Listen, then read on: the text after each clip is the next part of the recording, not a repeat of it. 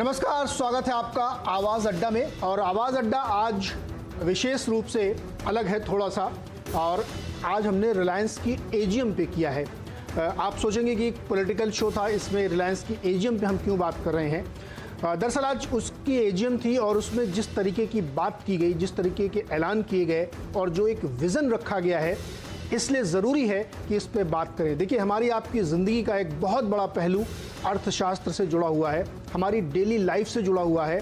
और रिलायंस अब इतनी बड़ी कंपनी हो चुकी है कि हमारी आपकी शायद ही भारतवर्ष में कोई ऐसा व्यक्ति होगा जिसकी ज़िंदगी को वो डायरेक्ट या इनडायरेक्ट टच ना करते हों। तो इसलिए जब उनकी बात हो रही है, एजीएम में बड़े प्लान्स रखे गए हैं, तो बातचीत करना बनता है।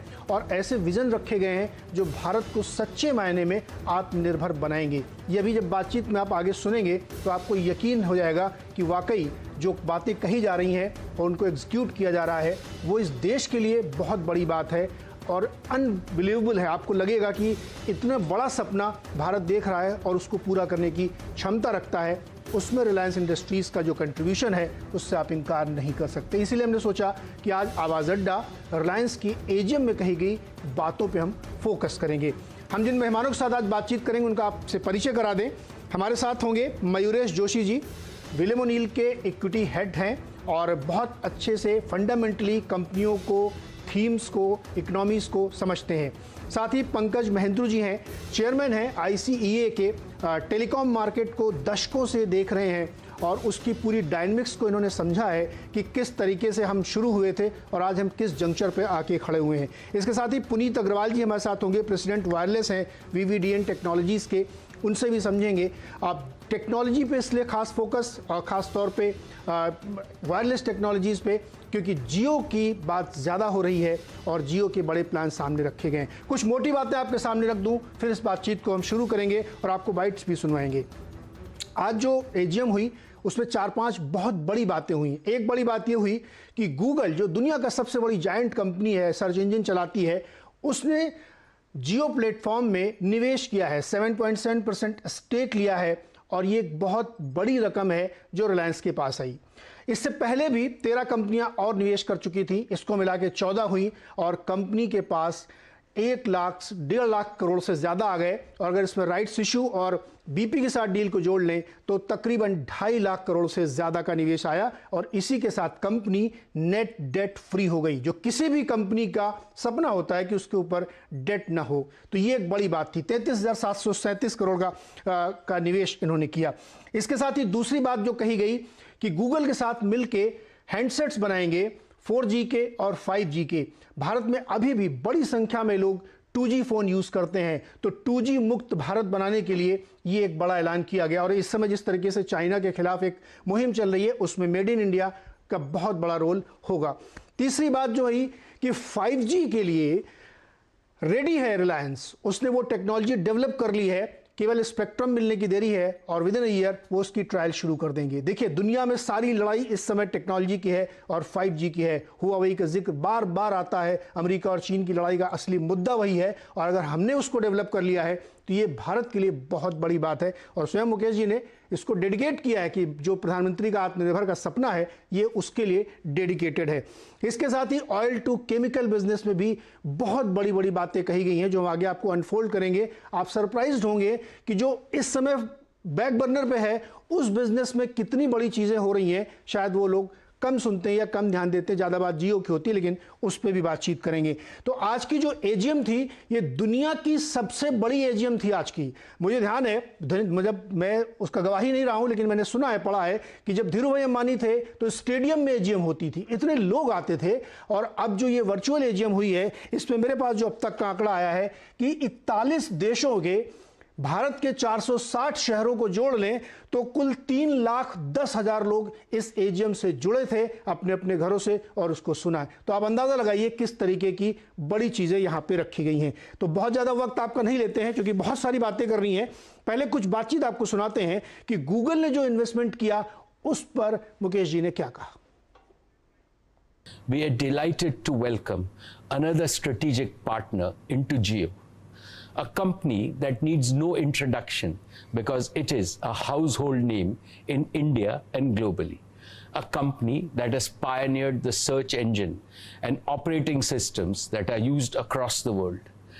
Let me welcome Google to be our strategic partner in Jio Platforms. Today, we have signed a binding partnership and an investment agreement with Google, under which Google will invest 33,737 crores for a 7.7% stake in Jio Platforms. This transaction is subject to regulatory and other customary approvals.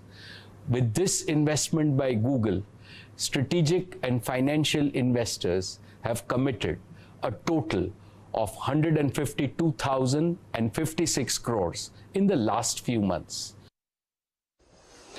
और इसी के साथ Reliance net debt free हो गई है। ये एक term बहुत क्वाइन होता है, कर्ज उतारना बहुत बड़ी बात थी। और चूंकि फंड रेजिंग की गई, जियो के प्लेटफॉर्म पे बड़ी बड़ी दुनिया की कंपनी आई, फेसबुक आया, गूगल आया, माइक्रोसॉफ्ट आया, इसके अलावा एल कैपिटल आया, तमाम कंपनियां आई, बहुत सारे सॉवरेन फंड्स आए और उससे जो पैसा जुटा और वो नेट डेट फ्री बनाने में रहा। तो सुनते हैं इसमें मुकेश जी ने क्या कहा।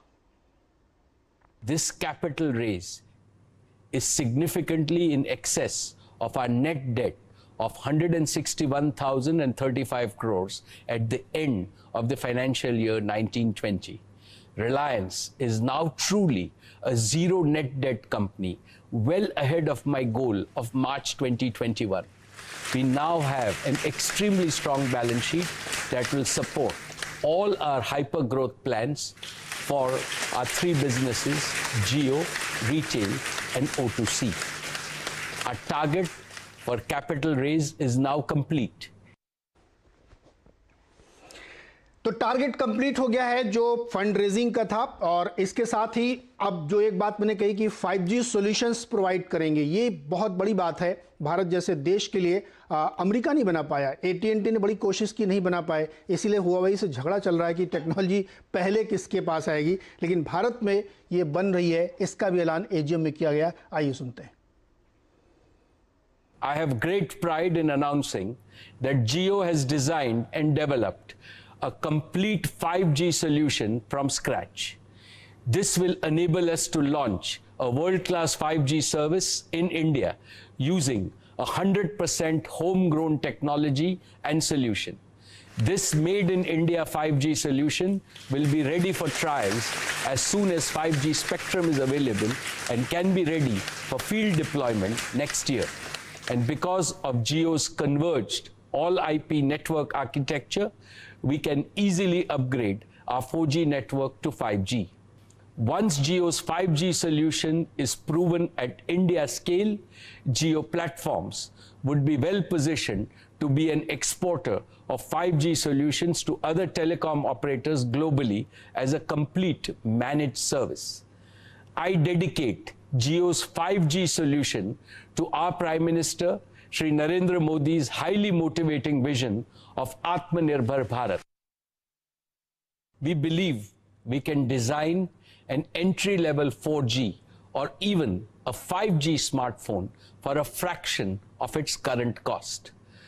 But to power such a value-engineered smartphone, we also need an equally value-engineered smartphone operating system, and such an operating system must be designed with India in mind. Google and Jio are partnering to build an Android-based smartphone operating system. Through this partnership, we are confident that we can accelerate the national mission of putting a smart device in the hands of every Indian.